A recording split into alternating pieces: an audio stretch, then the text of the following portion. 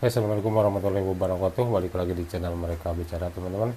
Saya akan mereaksi beberapa video tentang sepak bola Indonesia ya. Tapi sebelumnya saya ucapkan selamat untuk Persib Bandung ya, yang sudah menjadi juara di BRI Liga 1. Karena kemarin Persibaya bermain imbang 3-3, sehingga tidak mungkin lagi, walaupun di dua laga terakhir Persibaya itu menang, itu poinnya tidak akan mengejar poin yang didapatkan Persib ya, sehingga Persib sudah mutlak ya menjadi juara Liga 1 di tahun ini, back to back ya.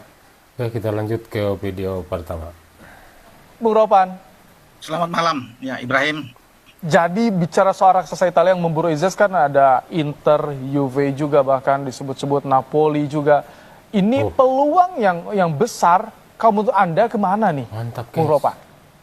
Ya, saya pikir memang ada incar dari klub-klub besar, bahkan termasuk Torino, Bologna sebelumnya ya juga mengincar Izes ini. Tapi belum secara resmi ya diumumkan dia mau kemana. Semua tergantung dari Izes dan pendekatan yang dilakukan oleh klub-klub besar yang disebut tadi, baik Inter Milan atau AC Milan. Karena kalau yang paling terdepan, saya pikir antara Inter dan AC Milan, ada dua klub dari kota mode Italia ini yang begitu ngebet untuk bisa mendapatkan Jai Izes.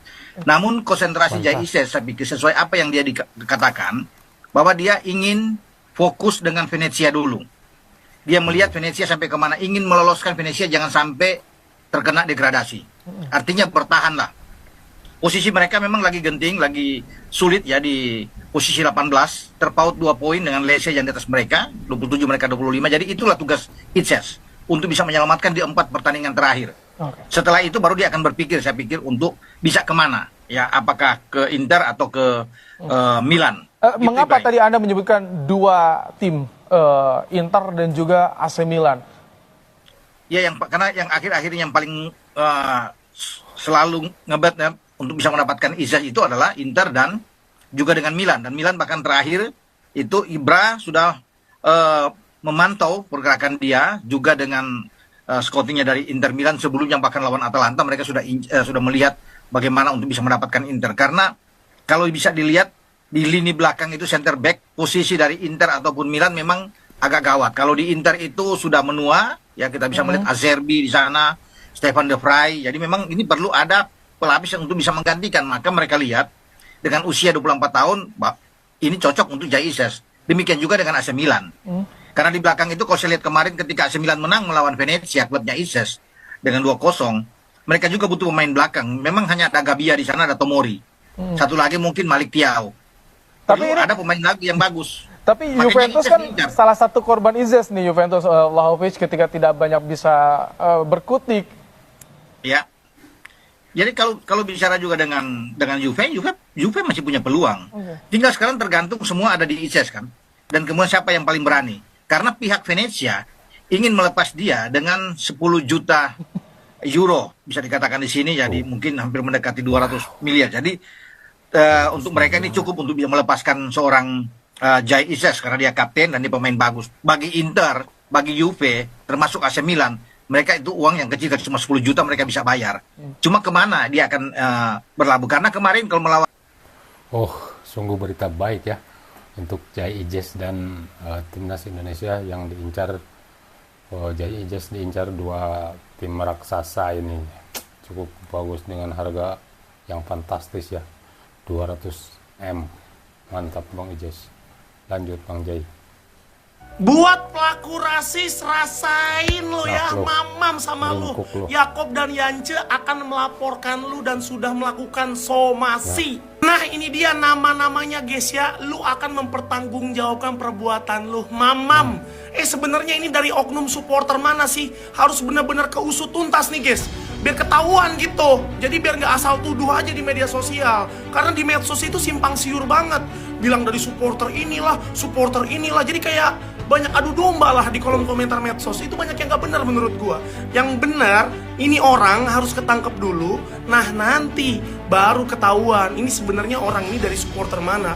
Walaupun sebenarnya mau dari supporter manapun, kalian tidak dibenarkan melakukan rasisme guys.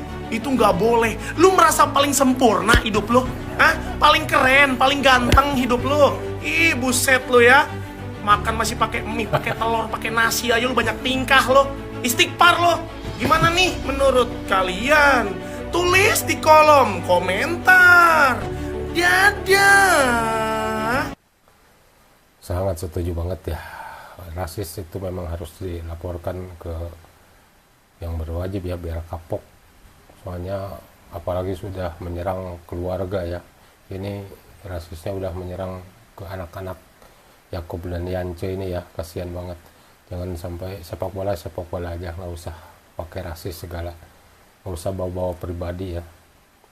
Hanya demi stadion terlihat penuh, klub-klub Malaysia bakal berburu para pemain timnas Indonesia.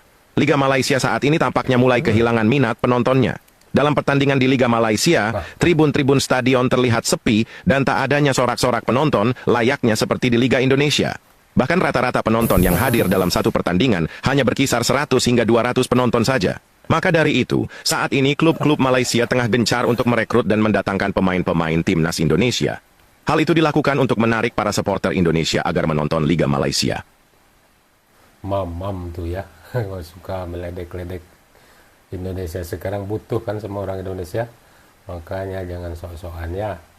Patrick Kluivert akhirnya buka suara soal Ciro Alves. Pelatih timnas Indonesia ini mengatakan jika proses naturalisasi Ciro tuntas, dia siap memanggilnya ke skuad Garuda. Ciro, pemain Persib Bandung, dinilai punya kualitas yang cocok dengan gaya main yang ingin dibangun Kluivert. Sekarang, semua tinggal menunggu. Apakah status WNI itu akan segera disahkan? Kalau resmi, kita bakal lihat Ciro debut di timnas dalam waktu dekat. Mungkin gimana ya, sepertinya Ciro tuh memang sih kalau bermain itu Ciro tuh sepenuh hati ya, dengan hati itu kalau main. Lihat aja kalau dia lagi bermain bersama Persib, dia tuh sangat ngotot sekali mainnya ya, sangat bagus.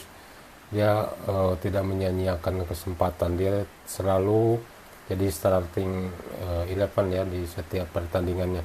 Tapi kan ini udah berumur Ciro itu ya, udah sekitar berapa, di atas 30 lah, udah tua, 32 atau 34 itu usia sih. Sepak bola di Indonesia hanya candaan, makanya level korupsinya akan tetap sama, ucap Kapten PSM Makassar Yuran Fernandes. Yaps, Kapten PSM Makassar ini kecewa atas keputusan wasit saat PSM Makassar ketemu PSS Sleman semalam, di mana Yuran Fernandes menumpahkan kekesalannya di story IG-nya karena golnya itu dianulir wasit, padahal menurutnya gol ini sah dan tidak terjebak offside. Namun sayangnya wasit menganulir gol dari Yuran Fernandes dan mengatakan jika Anda ingin menghasilkan uang, Anda bisa datang ke Indonesia. Betul. Jika Anda ingin bermain sepak bola, seriuslah, menjauhlah dari Indonesia. Benar-benar kritik yang sangat keras dan tajam untuk Liga 1. Karena Kapten PSM Makassar ini menilai sepak bola di Indonesia itu hanya sekelas candaan. Dan kalau kita lihat dari keadaannya, memang seharusnya gol dari Yuran Fernandes ini tidak offside. Karena masih ada pemain PSS Sleman di dekat kiper dan seharusnya gol ini sah. Yap, semoga hal-hal seperti ini bisa lebih diperhatikan oleh PSSI dan terutama untuk wasit-wasit yang berada di Liga 1 bisa lebih jeli dalam mengambil keputusan. Jadi kalau menurut kalian gimana atas statement dari Yuran Fernandes ini? Apakah kalian setuju? Itu ya, Indonesia tuh mungkin terlalu banyak mafia-mafia ya, terutama di wasit saya kira yang harus banyak pembenahan itu, harus segera berbenah Indonesia. Karena wasit itu sangat penting ya dalam satu pertandingan. Kalau Anda nggak percaya, lihat nih, ada video dari Mbak Nana ya di channel waktu itu dia mewawancarai seorang wasit yang bertindak korup atau kena suap. Coba kita lihat ya. Bali United versus Persela Lamongan. Nah, Itu di Liga 1 kemarin. Iya. Siapa itu yang mengorder? Yang mengorder mungkin Nah, YT, ini tapi salah dia satunya, melalui Miss. kurir. YT ini siapa? Dia Kepentingannya dengan Bali United. dia kalau saya tak ini dia adanya PT. Salah satu exco PSSI. Iya. Oke. Jadi sepengetahuan Anda, adik exco PSSI inisial PT melalui adiknya yang inisial YT itu mengorder untuk supaya Bali United memenangkan pertandingan lawan Persela Lamongan. Iya. Oke, berapa uang waktu itu? Dia dijanjikan 40 juta. 40 juta Iya. untuk perangkat pertandingan. Iya. Dan itu sepengetahuan Anda memang diberikan. Jadi bukan rahasia umum lagi kalau memang 40 di juta Bali Bos, itu untuk perangkat segitu pertandingan. uang yang akan timbalan kalau apabila Bali menang. Dan itu sering. Ya setiap pertandingan Bali pasti dikasih. Waduh. Setiap pertandingan yang Setiap melibatkan pertandingan Bali Bali United United itu pasti dapat kok, perangkat wasitnya dapat. pasti dapat. Pasti dapat kalau menang. 40 juta itu Iya. rata-rata. Iya. Dan biasanya itu transaksi itu diberikan lewat siapa? Apakah YT langsung ke perangkat pertandingan atau ada orang di tengah-tengah lagi? Jadi yang memberikan itu ada namanya Dani. Itu yang memberikan. Oke. Iya. Ini fungsinya jadi apa nih? Lebih ke runner begitu? Runner dan seperti itu. Runner. Itu sudah jadi rahasia umum tuh? Ya semua wasit udah tahu dia. Ya, sudah jadi rahasia umum ya. Mengerikan sekali ini wasit-wasit di Indonesia ini ya.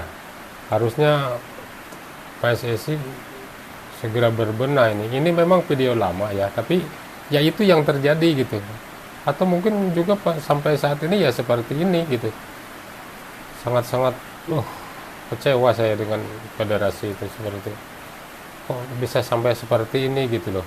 Di dalamnya Pak Erik sudah membenahi, udah baik-baik, orang-orang di bawahnya, orang-orang di dalamnya ya masih aja bermain kotor gitu. Saya nggak paham ya. Erick Thohir ngeprank Malaysia, fans Malaysia auto ngamuk. Begini penjelasannya.